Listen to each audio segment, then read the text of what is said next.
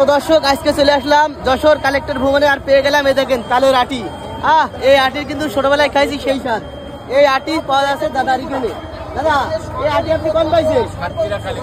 সাতক্ষীরা কালীগঞ্জ। এই আটি কিন্তু ইচ্ছা করলে খাওয়া যায় না, কারণ এগুলো কাটতে হয়, কাটার জন্য যে কোনো লোক পারে না। তাই দাদা আছে এগুলো কেটে দিচ্ছে, আমরা এখন খাবো। দাদা আমাদের 5টা কেটে দেন, দেখা যাক। এই সেই আটি। দাদা ভিতরে মাল আছে তো? আছে, নেন কাটেন। কটা হয়েছে? একের মাল। এই কতদিন আপনি ইয়ে করবেন? কতদিন? যদি কেউ ভিডিও দেখে খাতে আসতে চায় কোথায় আসবে বলেন? হ্যাঁ, ও এই কোটে পাওয়া যাবে না? ও ওই পাশের কোট, ও জজ কোটের সামনে, তাই তো? আর কি কি বিক্রি করেন? আর বাদাম। আচ্ছা বাদাম নেন।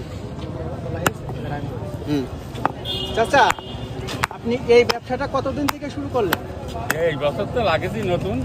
তা আপনার হঠাৎ করে মাথায় এটা আসলো কিভাবে? তা বাড়ি বইয়েতেই কি করবো, ব্যবসা তো আরো আছে, তারপরে এই হঠাৎ করে তালের আটি শহরে খাবে, মানে এই চিন্তাধারাটা কেমনে আসলো? খাবে আমার মনে বলছে খায় দরকারের লোক। এটা তো এখন প্রায় বিলুপ্ত, গ্রামেও কিন্তু বিলুপ্ত। হ্যাঁ গ্রামে পাওয়া যায় না, পাওয়া যায় না। হ্যাঁ আপনার উদ্যোগটা খুব ভালো, কারণ অনেক শহরের অনেক ছেলে মেয়েরা কিন্তু এটা এখনো নামও জানে না। হ্যাঁ নামও জানে না অনেকে। গ্রামের কিন্তু অনেকে ভুলতে গেছে, ভুলতে বসেছে। আপনি খাইছেন এই আটি? না খাননি, কিভাবে খাবেন? ও আপনাদের কাছে সব যন্ত্র আছে? এটাতে কি তুলতে হবে? হ্যাঁ দেন দর্শক দেখি, খেয়ে দেখি কিরাম। সেই সাত ভাই, দাদা খুব ভালো লাগে। আরো কারেন, দুটো কারেন।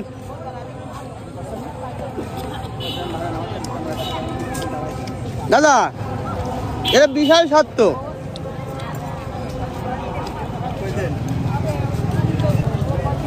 তো বন্ধুরা, আমার মনে হয় এই তালের আটিটা আমি 20 বছর মতো খাইনি, এই 20 বছর পরে খাচ্ছি। কয় বছর?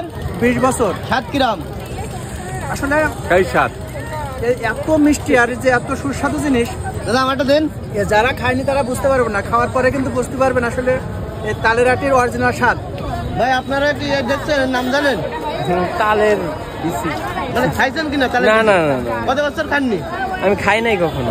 খাননি? না না ভাই কিন্তু জীবনে কোনোদিন খাইনি। আসলে বিশাল মিষ্টি ভাই। দাদা এই এত মিষ্টি হওয়ার কারণ কি? মাছ আনার আগে তো এই সরু মুখ দিয়ে তুলে খাতে। দাদা আমারটা দেন, আমার খুব ভালো লাগে।